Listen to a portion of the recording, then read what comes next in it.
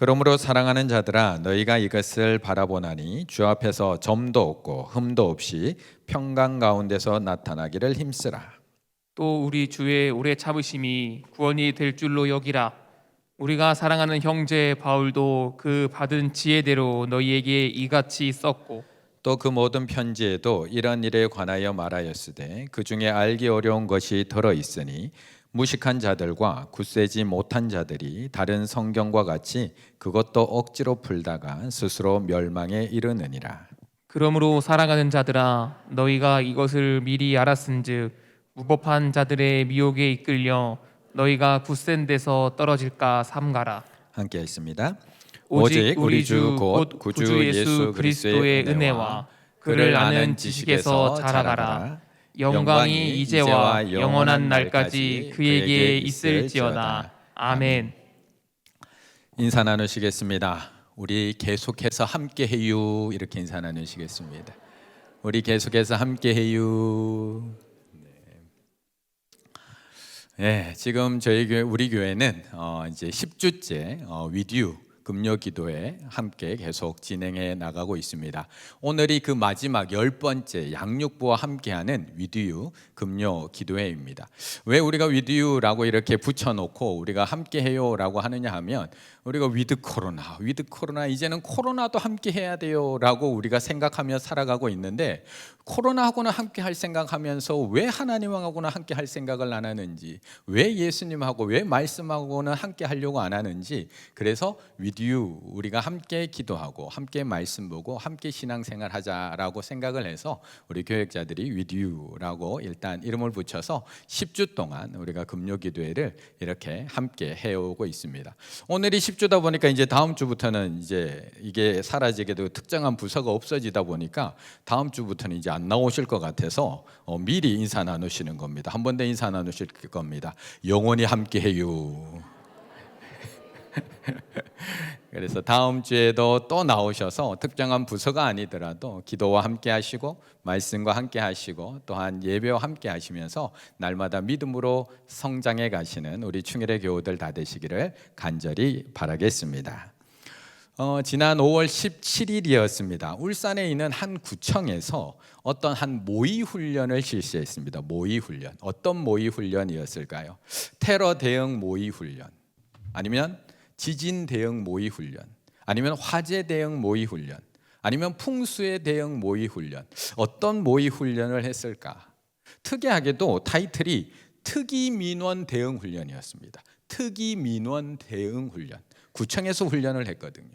특이민원이라고 해서 예쁘게 이름 붙여 넣어서 그렇지 내용은 악성 민원인, 폭언을 하고 폭행을 하는 당당 공무원에게 폭언하고 폭행하고 다른 민원인에게도 피해를 주는 그런 악성 민원인으로부터 어떻게 공무원을 보호하고 어떻게 다른 민원인들을 보호하고 대처하는 것에 대한 보호훈련, 모의훈련이 진행되었습니다.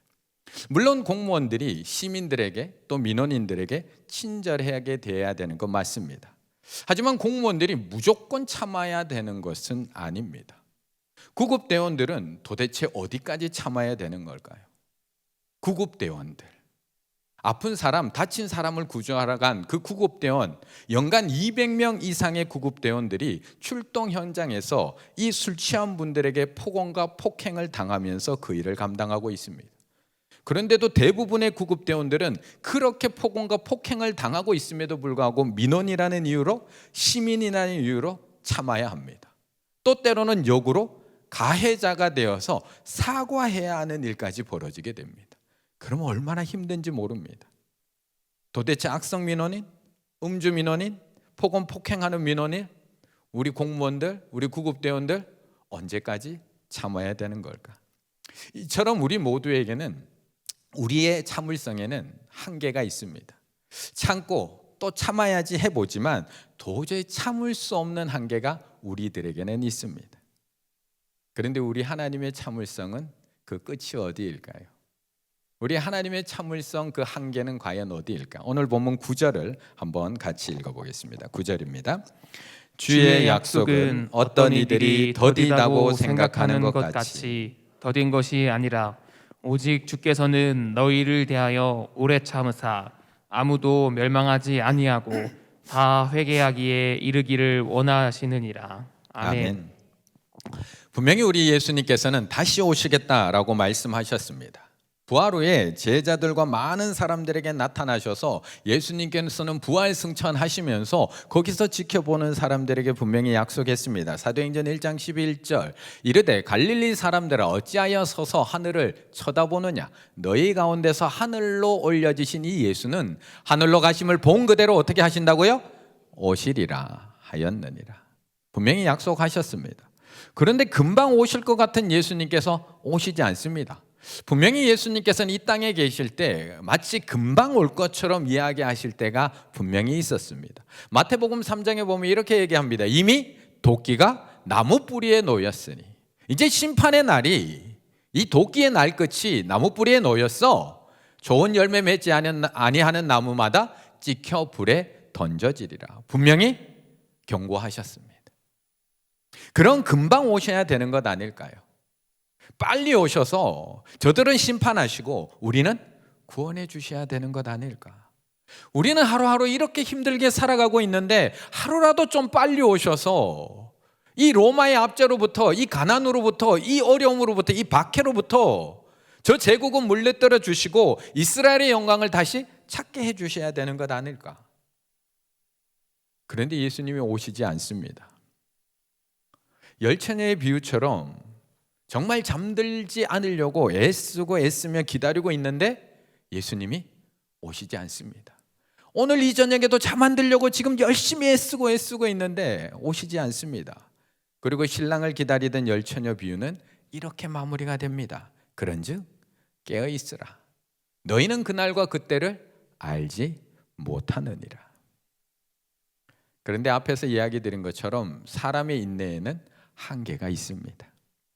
처음에는 깨어 기다려야지 했던 사람들도 하루, 이틀, 1년, 2년 예수님이 오지 않자 점점 긴장감을 잃어버리기 시작합니다.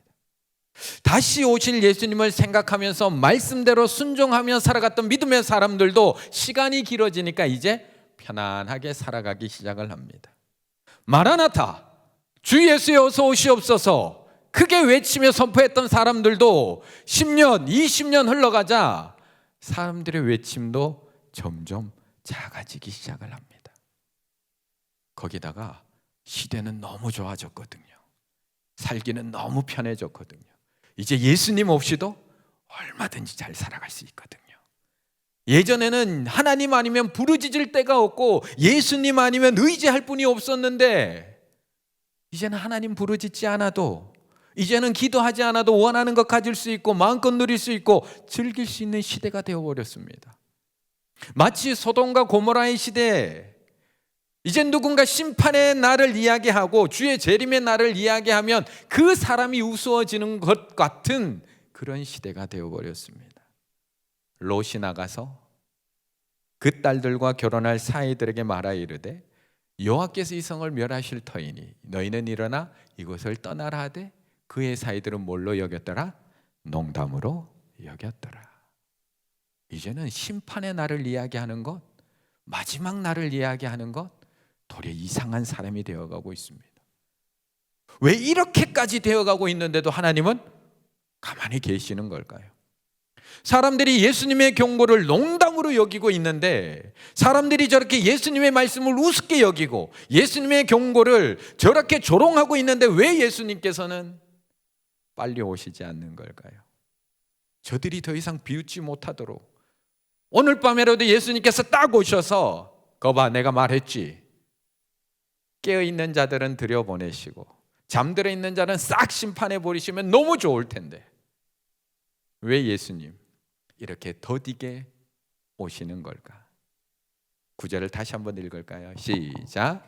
주의 약속은 어떤 이들이 더디다고 생각하는 것 같이 더딘 것이 아니라 오직 주께서는 너희를 대하여 오래 참으사 아무도 멸망하지 아니하고 다 회개하기에 이르기를 원하시느니라. 아멘.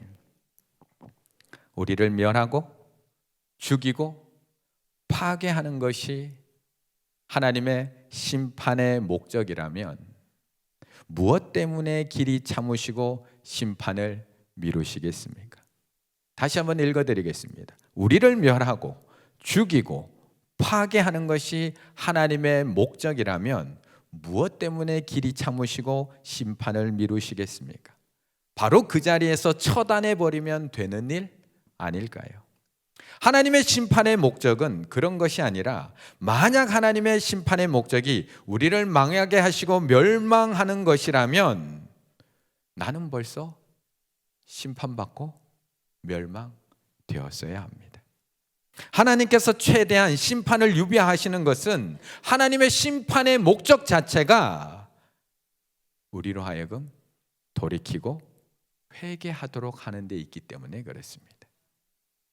지금 자막이 뜨지 않아서 그런데요, 이것이 아는 것보다 사는 것이 중요하다라고 하는 이찬수 목사님의 책에 나오는 왜 심판이 더디오는가에 대한 이유에 대한 말씀입니다. 회초리의 목적은 때리는 데 있는 것이 아니라 반성하게 하고 바르게 자라게 하는 데 있기 때문에 그렇습니다. 그래서 하나님은 오늘도 만물이 주께 돌아오기를 기다리고 계십니다. 마치 아버지가 집 나간 탕자를 매일매일 마을 어귀에 나가서 기다리고 계시는 것처럼 하나님께서는 오늘도 주께 돌아오기를, 주께 돌아오지 않는 그 만 백성들이 주께 돌아오기를 간절히 기다리고 계신 겁니다. 그래서 시편 145편 여호와께서는 모든 것을 선대하시며, 우리만 선대하는 것이 아니라 모든 것을 선대하시며, 그 지으신 모든 것에 나만 긍휼히 여기는 것이 아니라 하나님이 지으신 그 모든 것에 긍휼을 베푸시는도다. 우리만 하나님의 것이 아니라 지으신 모든 것이 다 하나님의 것입니다. 충주시 생골길 10 충일교회만 하나님의 것이 아니라 제 앞에 있는 계룡산도, 저 옆에 있는 남산도 다 하나님의 것입니다. 모든 것이 다 하나님의 피조물이고 하나님의 소유입니다. 그래서 예수님께서도 이 땅에 오셔서 뭐라고 말씀을 하시느냐? 하나님이 세상을 이처럼 사랑하사 독생자를 주셨으니 이는 그를 믿는 자마다 멸망하지 않고 영생을 얻게 하려 함이라.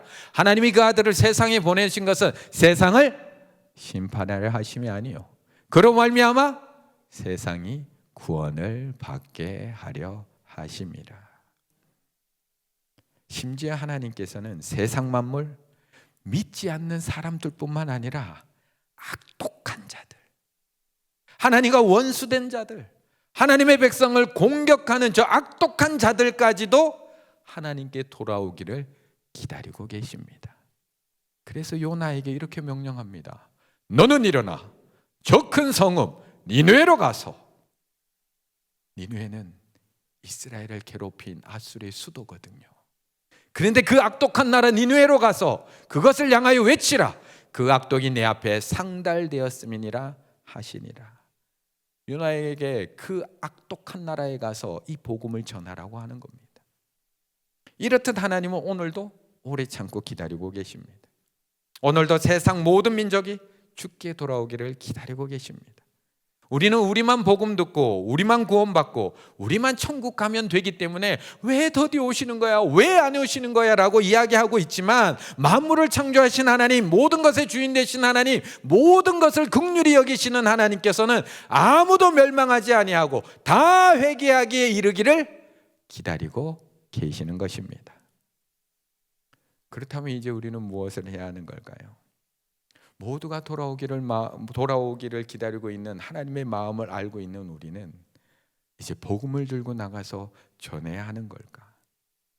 그 마음을 알게 된 우리는 하나님께 왜 더디 오세요? 왜 더디 오세요라고 이야기하기 전에 그러면 우리는 무엇을 해야 하는 걸까? 14절의 말씀 함께 읽겠습니다. 14절입니다. 그러므로 사랑하는 자들아, 너희가 이것을 바라보나니 주 앞에서 점도 없고 흠도 없이 평강 가운데서 나타나기를 힘쓰라. 아멘. 아멘. 물론 이 말씀이 세상 만물이 주께 돌아오기를 기다리고 계시는 주님의 마음을 이야기하는 것 맞습니다. 자신이 창조하신 모든 백성이 아무도 멸망하지 않고 다 주께 돌아오기를 기다리고 계신 아버지의 마음 맞습니다. 그래서 우리는 더 열심히 전도해야 됩니다. 지난주 우리가 전도부와 함께 드리는 금요 기도회를 가졌던 것처럼 복음이 땅끝까지 전해지도록, 모든 사람들이 다 복음을 들을 수 있도록, 아무도 멸망하지 않고 다 죽게 돌아오도록, 심지어서 나를 괴롭게 했던 그 악독한 아수르의 니느웨일지라도 하나님 앞에 돌아올 수 있도록 우리는 더욱 힘써야 합니다. 그런데 오늘 본문에서는 세상 만물을 향한 주의 오래 참으심, 믿지 아니하는 자들을 향한 주의 오래 참으심과 더불어서 또 하나를 말씀하고 있습니다. 그것은 바로 나를 향한 오래 참으심에 대해서 말씀하고 있습니다. 나를 향한 기다림에 대해서 말씀하고 있습니다. 믿지 않는 저들을 향한 오래 참으심이 아니라 믿는 우리를 향한 오래 참으심과 기다림을 말씀을 합니다. 14절, 그러므로 사랑하는 자들아. 믿지 않는 자들이 아니라 그러므로 사랑하는 자들아, 너희가 이것을 바라보나니 주 앞에서 점도 없고 흠도 없이 평강 가운데서 나타나기를 힘쓰라. 사실 베드로후서는 믿지 않는 자들에게 보내는 편지가 아니라 소아시아 일대에 흩어져 있던 믿음의 사람들, 성도들을 향한 편지입니다. 예수 그리스도를 믿고 있으면서도 여전히 부족한 우리들, 여전히 연약한 우리들, 여전히 주 앞에서 점도 많고 흠도 많은 우리들에게 보내는 사랑의 편지라는 것입니다. 우리를 너무도 사랑하시는 하나님께서는 우리를 주 앞에 있는 모습 그대로 나오기를 원하고 계십니다. 그래서 우리는 굳이 꾸밀 필요도 없고요, 지장할 필요도 없고요, 숨길 필요도 없습니다. 그래서 우리가 너무나 좋아하는 찬양, 하나님께서 우리를 초청하시는 찬양, 있는 모습 그대로, 있는 모습 그대로, 있는 모습 그대로 오시오. 하나님은 당신이 있는 모습 그대로, 있는 모습 그대로 나아길 원하십니다. 우리 한번 옆에 분하고 우리 한번 찬양해 볼까요? 옆에 분 한번 싹 바라보시면서, 싹 바라보시면서, 있는 모습 그대로, 있는 모습 그대로, 있는 모습 그대로 오시오. 하나님은 당신이 있는 모습 그대로, 있는 모습 그대로 나오길 원하십니다. 서로에게 축복의 박수. 근데 저 2층에서는 남편에게 당신은 아니야, 당신은 아니야, 당신은 좀 변해야 돼, 막 지금 그런 눈빛으로. 그런데 하나님의 초청이 여기서 끝일까요? 하나님의 기다림이 여기서 끝일까요? 그런데 놀랍게도 누가복음 12장 22절, 아버지는 종들에게 이르되 제일 좋은 옷을 내어다가 입히고 손에 가락지를 끼우고 발에 신을 신기라.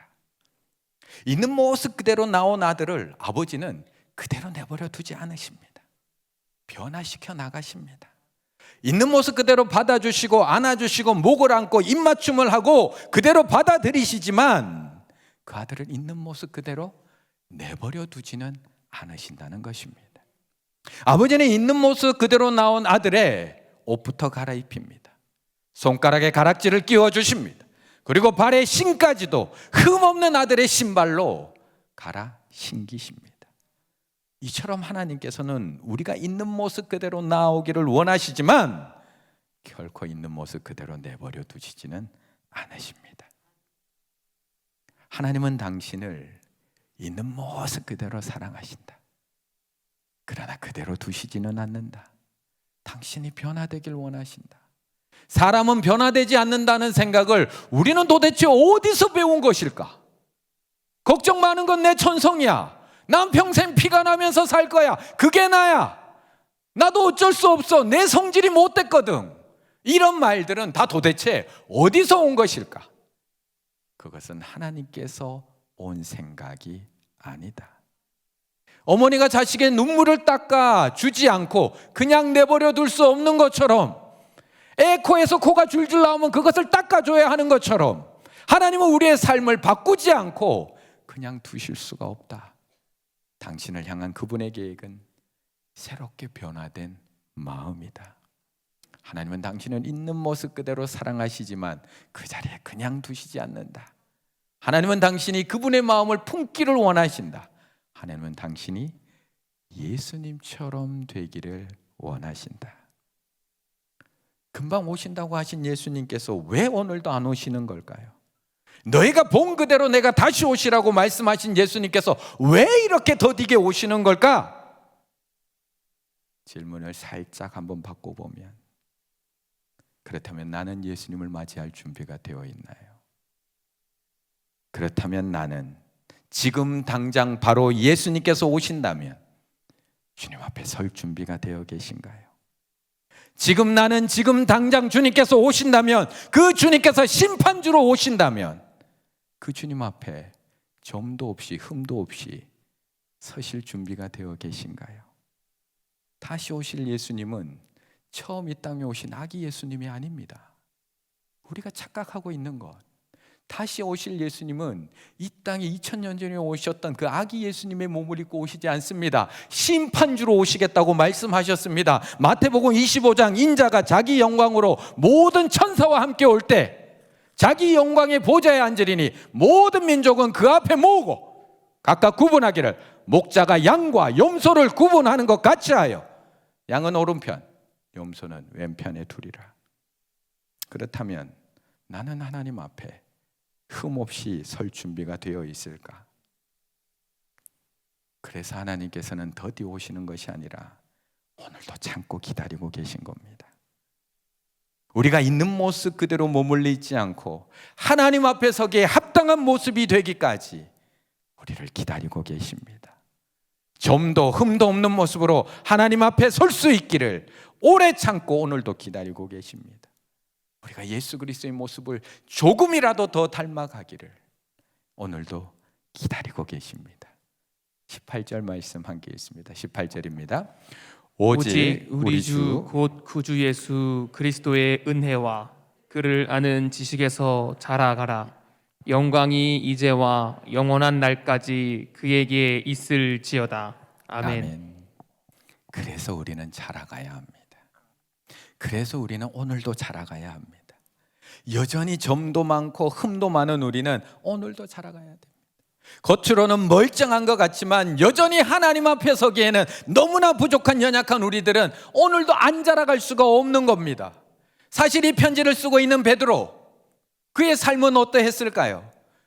지금은 이제 노사도가 되어서 하나님 앞에 서야 되는 그 순간이 얼마 남지 않았습니다. 그래서 이렇게 성숙해 있습니다. 하지만 처음 예수님을 따라섰던 그의 모습 우리는 너무나 잘 알고 있습니다.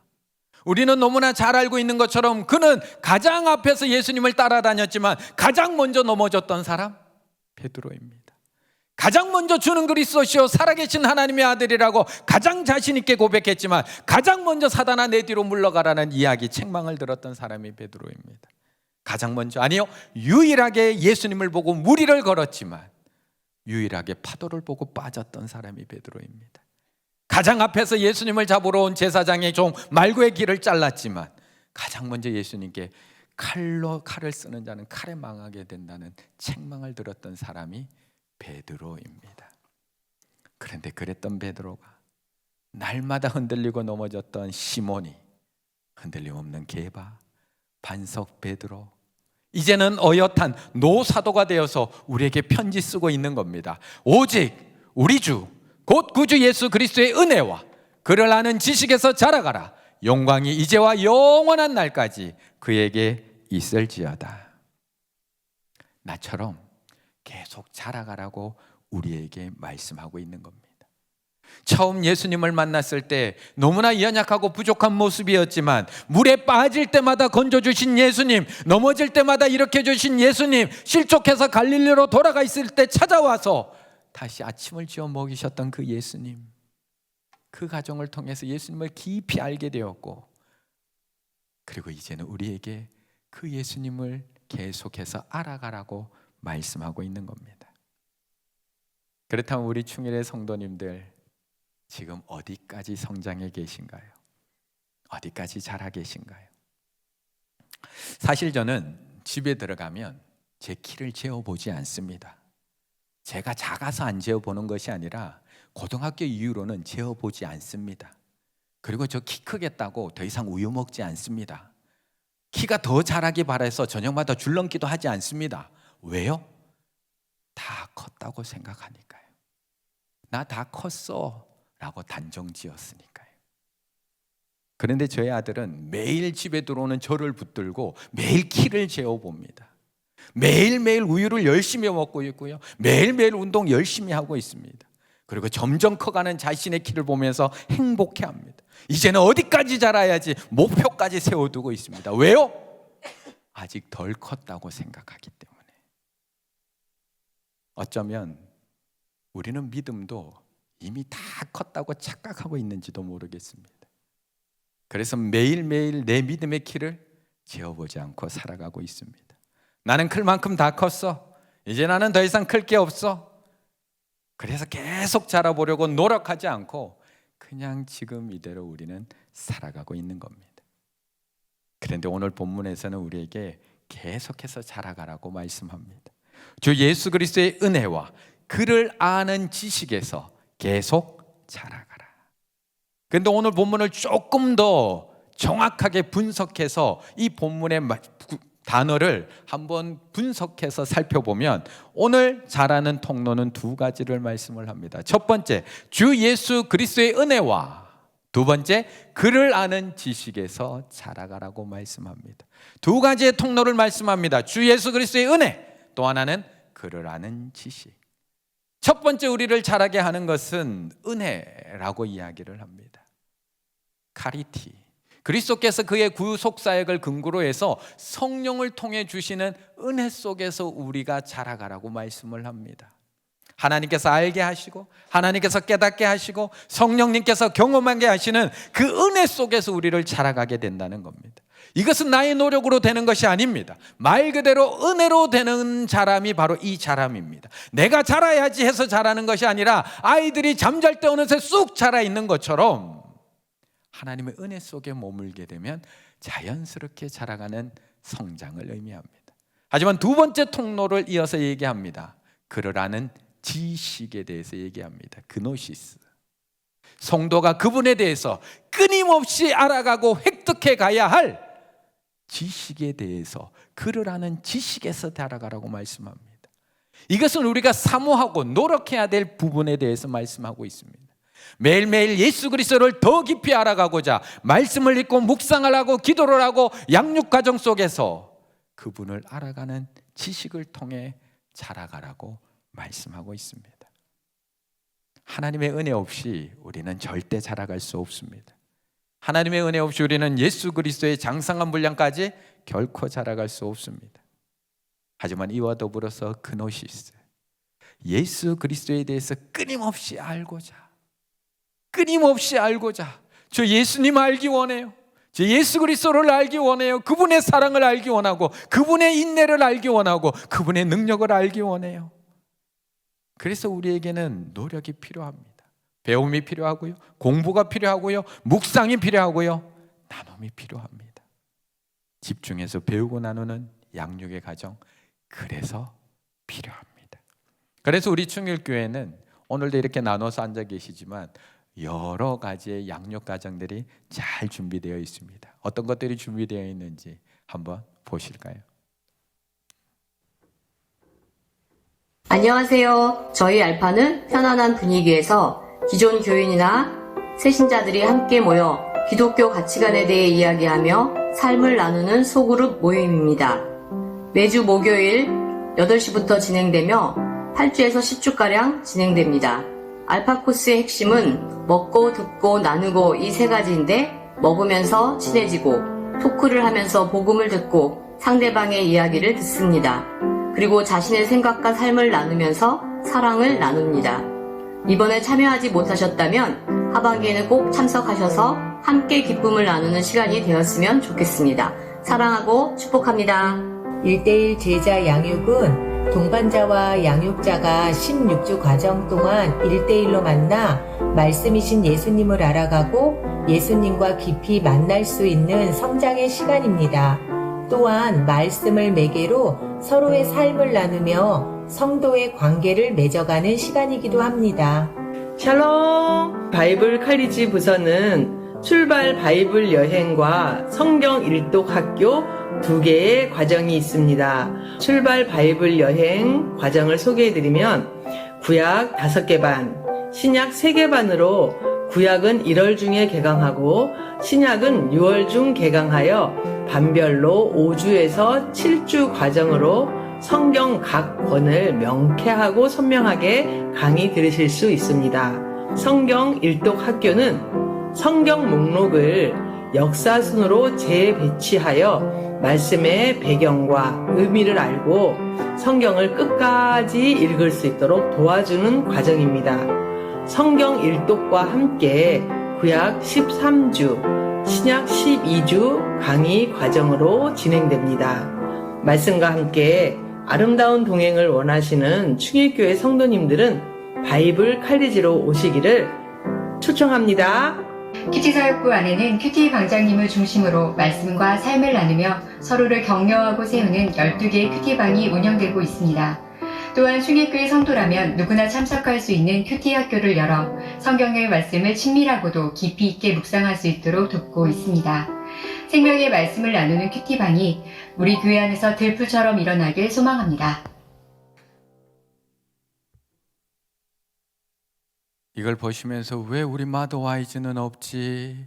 왜 우리 성교학교는 없지? 또 막 이런 궁금증이 생기실 텐데 양육부 안에 있는 코스들만 여기다가 정리를 했습니다. 이외에도 마더와이즈 성교학교, 북한 성교학교, 앞으로 또 진행될 중보기도학교, 선한 목자학교, 많은 학교들, 많은 과정들이 우리 충혈교 안에 잘 자리 잡아 있고 잘 만들어져 있습니다. 세상 사람들은 요즘 이렇게 얘기합니다. 배우면은 나이가 없어. 배우면은 나이가 없어. 그래서 우리는 오늘도 열심히 무언가를 배우기 위해서 다 동분서주하고 계십니다. 학원도 등록하시고요, 인터넷 강의도 들으시고요, 유튜브로 독학하시는 분들도 많습니다. 악기를 배우고 있고 운동을 배우고 있고 어학, 요리, 서예, 바둑, 노래, 춤, 컴퓨터, 그림, 스피치, 리더십, 바리스타, 가죽공예, 사진 촬영, 수학, 정말 배우러 다니시는 거 많습니다. 작년에는 조선대학교의 74세 되신 박태현 어르신이 국어국문학과를 졸업하셨습니다. 83세 된 최형주 어르신은 조선대학교 휴먼융합서비스학부를 졸업했다고 합니다. 요즘엔 배우면 나이가 없다고 열심히 배우러 다니고 열심히 뭔가를 더 발전하려고 합니다. 그런데 예수님에 대해서는 왜 이렇게 알려고 하지 않는 걸까요? 우리는 영원한 나라, 하나님의 나라를 간다고 얘기하는데 우리는 왜 예수님에 대해서는, 왜 신앙에 대해서는 그렇게 배우려고 하지 않는 걸까? 소홀한 걸까요?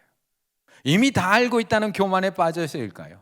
아니면 하나님은 있는 모습 그대로 나 받으실 거야, 그 생각에 빠져 있는 걸까요?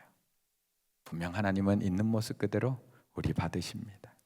하지만 그 모습 그대로 내버려 두지는 않으십니다. 우리가 계속해서 자라길 원하고 계시고요, 점도 없는 모습, 흠도 없는 모습. 왜 하나님 앞에 점 없고 흠 없는 제물을 갖다가 바쳤을까요? 그 모습으로 나아가야 하기 때문에, 예수 그리스도를 조금 더 닮은 모습으로 하나님 앞에 나아가야 되기 때문에, 그래서 우리에게 오늘도 기다리고 계시는 겁니다. 우리는 오늘도 어른이 되어가는 중입니다. 우리는 오늘도 엄마가 되어가는 중이고요, 아빠가 되어가는 중입니다. 요 완전하신 엄마 있나요? 완전하신 아빠 있나요? 우리는 오늘도 신앙인이 되어가는 중입니다. 저는 오늘도 목사가 되어가는 중이고요, 우리는 오늘도 예수님을 닮아가는 중입니다. 교회에서 개설해 놓은 배움의 과정 다 끝나셨나요? 교회 안에서 있는 양육 과정 다 마쳐서 이제 할 게 없으신가요? 사실은 배우는 자리보다 가르치는 자리가 훨씬 더 많이 배웁니다. 게스트로 참여할 때보다 스텝으로 참여하고 양육자로 참여할 때 훨씬 더 많은 은혜가 있고요, 훨씬 더 많은 성장을 하게 됩니다. 그래서 우리는 배우거나 가르치거나 게스가 끝나면 성기미가 되어야 되고 동반자가 끝나면 양육자가 되어야 합니다.